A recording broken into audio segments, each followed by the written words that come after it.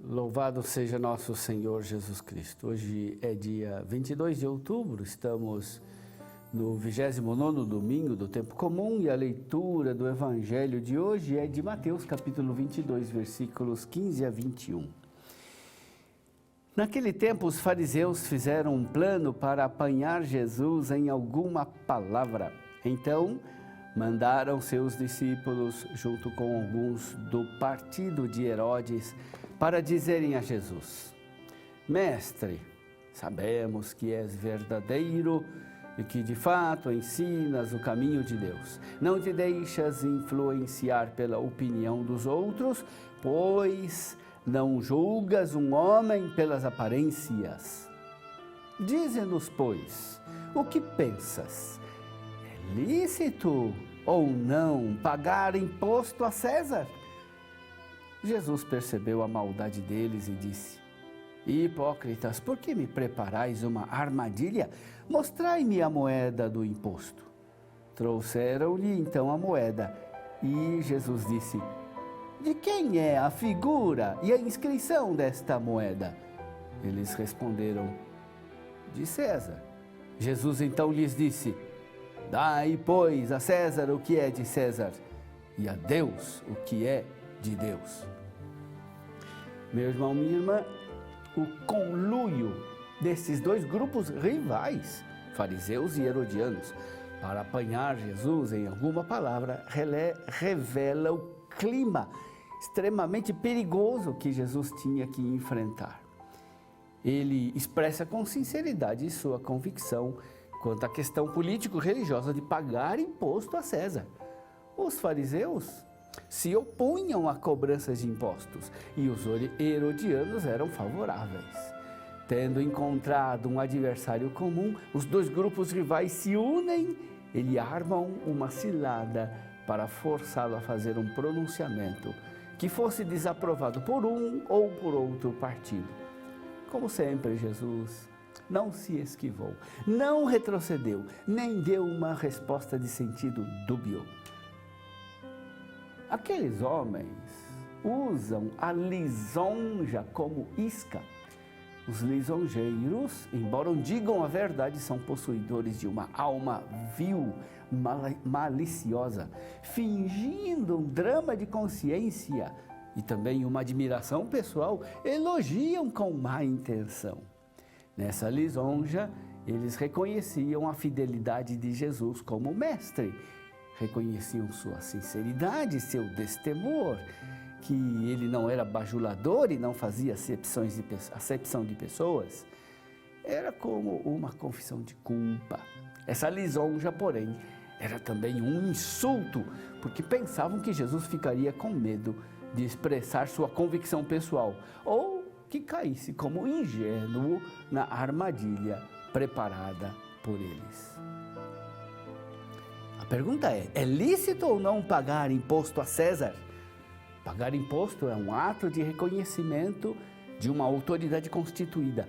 A questão política dessa obediência se reveste de um cunho também religioso que envolvia a consciência. Além da mordida econômica, o imposto a César incluía o pagamento a uma potência estrangeira cujos governantes não podiam ser considerados legítimos representantes de Deus, pois eram pagãos. Jesus percebeu a maldade deles. Até mesmo um homem de menor estatura espiritual poderia perceber o que eles queriam. Jesus não era um alienado, não precisava de uma revelação extraordinária para perceber as intenções daqueles homens. Eles não vinham como polemistas. Se assim fosse, mereceriam ao menos o respeito de Jesus. Com efeito, vários fariseus polemizaram com Jesus honestamente. A pergunta não é feita para conhecer a vontade de Deus, mas para ter motivos para perseguir Jesus. Cada um dos grupos já tem sua resposta, sua própria resposta. E Jesus diz: mostrai-me a moeda do imposto. De quem é a figura e a inscrição?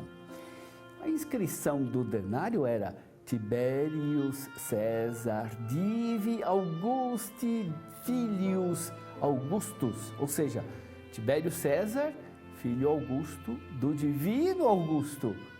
A pergunta de Jesus rompe os fios da rede que eles lançam. Eles mesmos devem reconhecer, surpresos e envergonhados, que a moeda que eles trazem nos bolsos os insere no sistema econômico do império. Eles são forçados a admitir que carregam consigo as moedas cunhadas por Roma com a efígie do imperador romano e que deviam, por isso, aceitar suas consequências. Com aquelas moedas, eles compravam produtos, pagavam serviços, certamente tinham avidez de amealhar a maior quantidade possível de tais moedas pagãs.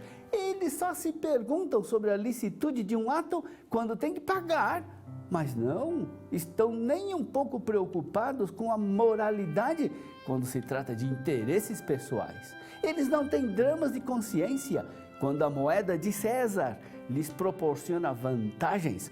Só há problemas quando devem restituir a César.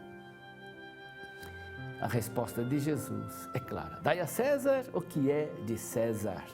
Aceitando as moedas de César, os fariseus e os herodianos entram no sistema econômico do Império Romano e por isso devem aceitar suas consequências. A aceitação da moeda de César é a admissão de sua soberania.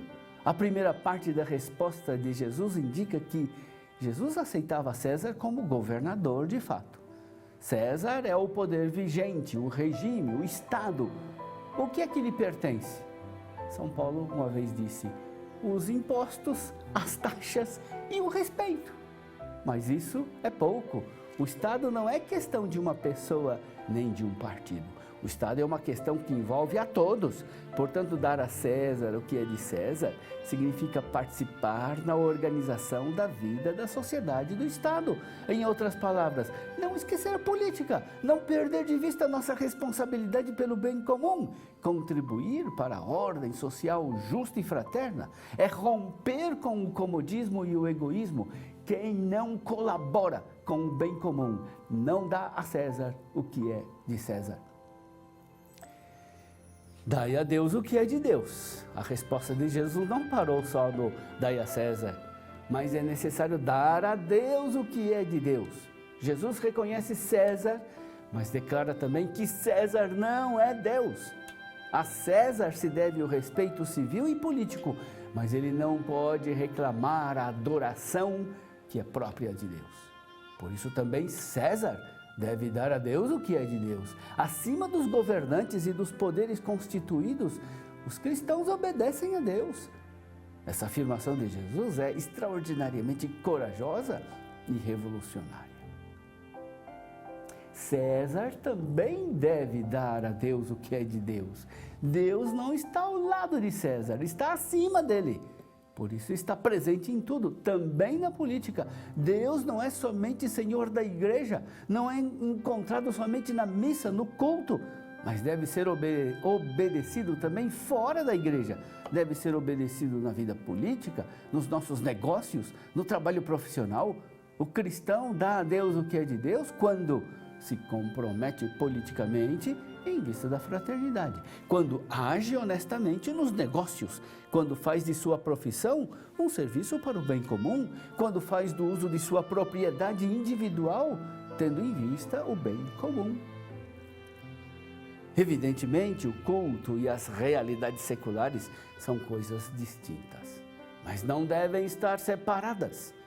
Com a sua ação no mundo, os cristãos consagram as realidades seculares e exercem um verdadeiro sacerdócio em seu cotidiano quando são guiados pelo Evangelho do Reino.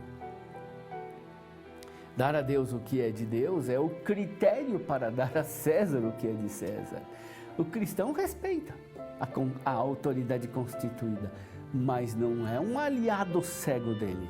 Se o poder pretende ser absoluto, se o poder se coloca no lugar de Deus, o cristão tem o dever de se opor a ele.